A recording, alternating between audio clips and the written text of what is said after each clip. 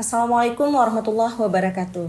Perkenalkan, saya Femilia Elsa SKH MPD, Kepala SMP Negeri 14 Kota Banda Aceh. Kami sudah mengeksplornya di SMP Negeri 14 Kota Banda Aceh.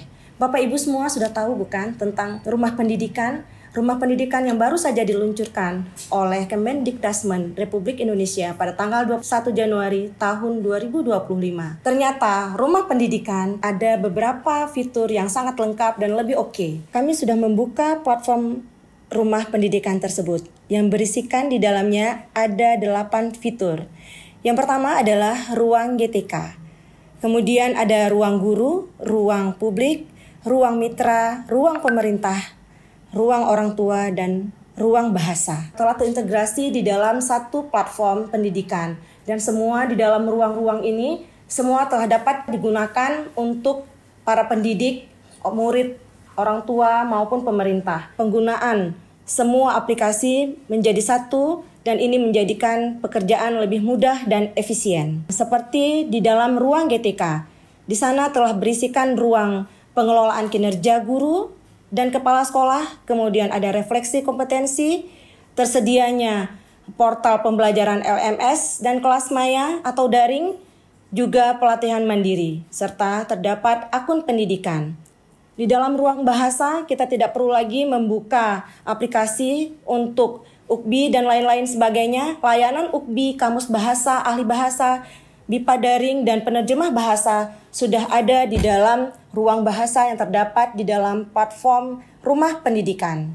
Untuk orang tua, panduan pendampingan, kemudian dukungan belajar, konsultasi pendidikan, dan laporan aspirasi sudah terdapat di dalam ruang orang tua. Untuk ruang pemerintah, informasi dan integrasi tentang PPDB bisa didapat dengan mudah, kemudian neraca pendidikan daerah, rapor pendidikan daerah, data pendidikan daerah, dan akun pendidikan sudah lebih mudah diakses di ruang pemerintah di platform rumah pendidikan. Kemudian di dalam ruang mitra kita temukan kolaborasi pendidik, relawan pendidikan, informasi DUDI untuk SMK, publikasi ilmiah, dan mitra berjas pendidikan. Untuk ruang sekolah, tidak sulit lagi karena di dalamnya sudah ditemukan profil sekolah, rapor satuan pendidikan, tidak perlu lagi membuka aplikasi rapor satuan pendidikan, tapi hari ini sudah ada di dalam satu platform, yaitu di dalam platform rumah pendidikan. Bisa langsung dibuka rapor satuan pendidikannya, kemudian rencana dan belanja sekolah atau ARKAS, bantuan operasional, dan akun pendidikan juga sudah dapat langsung dilihat di dalam ruang sekolah.